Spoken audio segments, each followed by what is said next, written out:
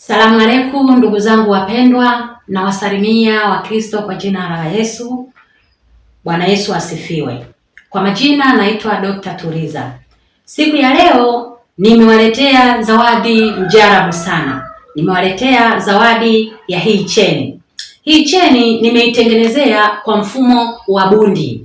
Ina maana inavuta pesa kupitia kazi yako unayoifanya.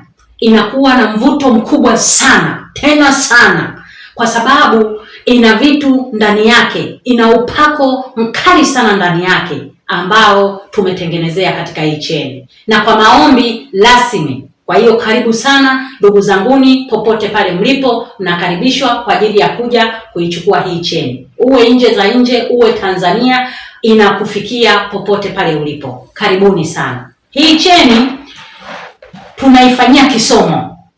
Katika kuifanyia kisomo cha maombi, basi ina maana hii ipo kwenye mfumo wa ulinzi katika mali zako, ipo kwenye mfumo wa mvuto katika mali zako. Kwa hiyo hii cheni iko vizuri sana. Jamani, hizi cheni nilikuwa nazo nyingi, kwa hiyo zimebakia kama 3 tu.